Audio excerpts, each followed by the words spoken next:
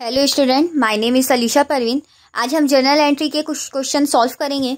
तो चलिए हम जर्नल एंट्री के कुछ क्वेश्चन और सॉल्व करते हैं। इससे पहले क्लास में हमने जर्नल एंट्री कैसे बनाते हैं, वो क्यों बनाते हैं, उसका यूज़ कहाँ होता है, उसको किस किस विधि से बनाते हैं, ये सारी चीज़ें हमने देख लिया है। अगर आपने विधि को नहीं देखा है तो आप पीछे वीडियो करके विधि को देख सकते हैं। तो चलिए हम जर्नल एंट्री के और कुछ क्वेश्चन सॉल्व करते हैं। तो देखिए, सबसे पहले हमारा एक क्वेश्चन है, मोबाइल खरीदा। तो आधुनिक विधि क्या बोलता है कि संपत्ति में वृद्धि को करिए डेबिट और कमी को करिए क्रेडिट। तो चलिए सबसे पहले हम क्वेश्चन देखते हैं। मोबाइल खरीद रहे हैं, मोबाइल हमारे लिए क्या है, संपत्ति। तो हम मोबाइल खरीद रहे हैं, इसमें दो अकाउंट क्या आएगा ये पहचानते हैं। पहला तो हमारा अकाउंट आएगा मोबाइल, जब हम मोबाइल खरीद रहे हैं तो मोबाइल हमारे पास आएगा। और दूसरा, मोबाइल खरीदने में हम लोग दुकान में गए और ऐसे मोबाइल उसे पसंद किए, वो हमें ऐसे ही मोबाइल तो नहीं दे देगा, मोबाइल खरीदने के बदले में वो हमसे पैसा लेगा।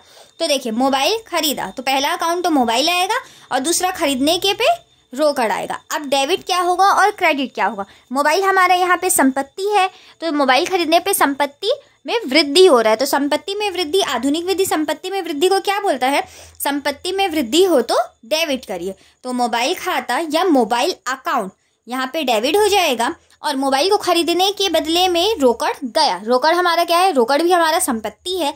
संपत्ति खरीदने की वजह से संपत्ति, रोकड़ में हमारा कमी आ रहा है, संपत्ति में कमी हो रहा है।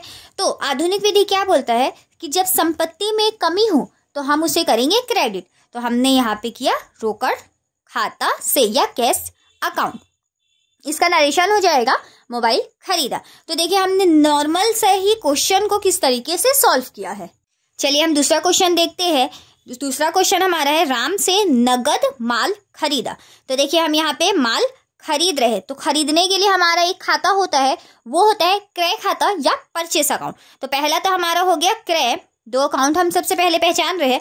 अब दूसरा क्या बोल रहे हैं, राम से नगद माल खरीद रहे हैं। नगद माल खरीद रहे का मतलब कुछ हम माल खरीदे और उसके बदले में पेमेंट या भुगतान उसी समय हम कर चुके हैं। तो पेमेंट या भुगतान करने के लिए हमारा क्या हो जाएगा, रोकड़।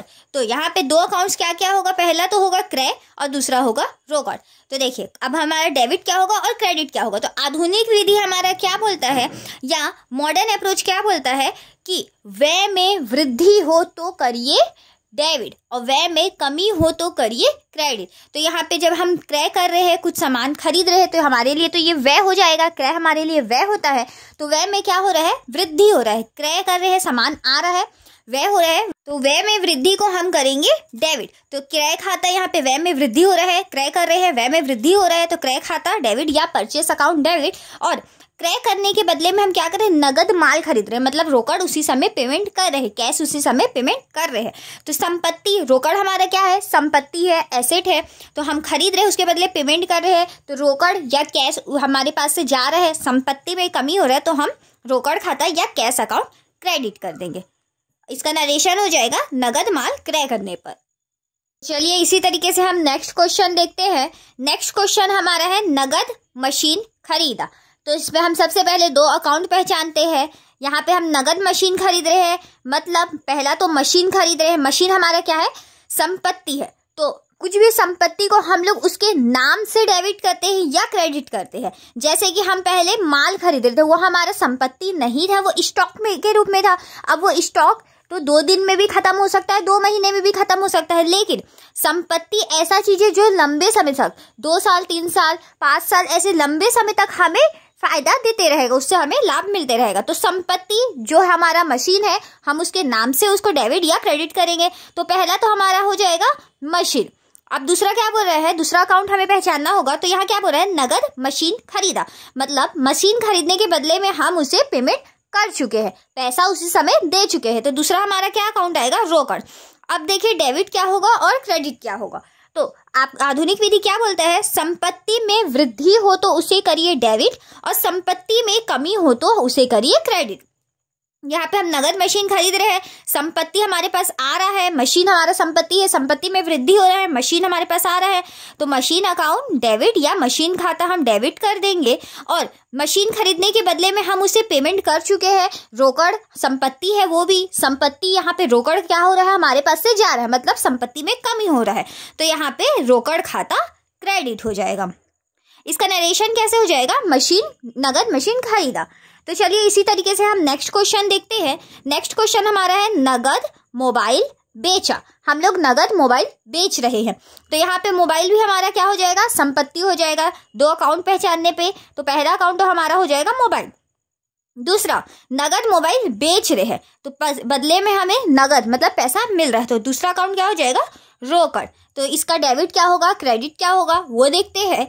तो देखिए नगद मोबाइल बेच रहे हैं, तो हमारे पास नगद मोबाइल बेच रहे, मोबाइल बेचने के बदले में हमें क्या मिल रहा है, रोकड़ मिल रहा है। रोकड़ हमारा संपत्ति है, आधुनिक विधि बोलता है संपत्ति में वृद्धि हो तो आप करिए उसे डेबिट, और संपत्ति में कमी हो तो आप करिए उसे क्रेडिट। तो यहाँ पे नगद मोबाइल बेच रहे हैं, मोबाइल बेचने के बदले में रोकड़ मिल रहा है, संपत्ति में वृद्धि हो रहा है, तो रोकड़ खाता डेबिट या कैश अकाउंट डेबिट। अब देखिए यहाँ पे हम मोबाइल भी हमारा एक तरीके से संपत्ति है, संपत्ति हम बेच रहे हैं, तो संपत्ति बेच रहे हैं, मोबाइल बेच रहे हैं, मतलब हमारे संपत्ति में क्या हो रहा है, कमी।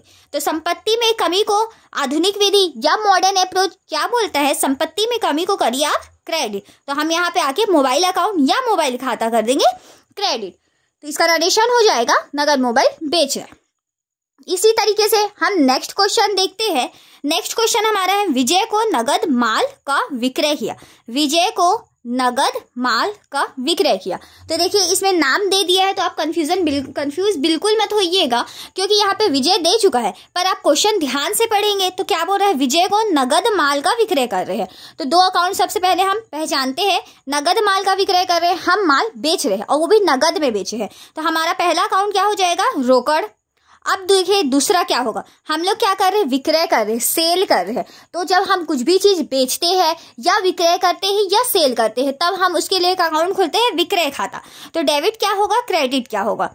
तो देखिए सबसे पहले हमारा क्या हो रहा है, हम कुछ भी सामान बेच रहे हैं, विक्रय कर रहे हैं, नगद में बेच रहे हैं, तो हमारे पास क्या आएगा, रोकड़ आएगा। रोकड़ आधुनिक विधि क्या बोलता है, संपत्ति में वृद्धि हो तो करिए डेबिट, संपत्ति में कमी हो तो करिए क्रेडिट। रोकड़ हमारा क्या है, संपत्ति, बेचने से हमारे पास क्या आ रहा है, रोकड़, तो रोकड़ में हमारे पास वृद्धि हो रहा है, संपत्ति में वृद्धि हो रहा है, तो हमने किया रोकड़ को डेबिट। हम विक्रय को क्यों क्रेडिट करते हैं, तो देखिए जब हम माल बेचते हैं तो हमें पैसा मिलता है, तो विक्रय हमारे लिए क्या हो जाता है, आय।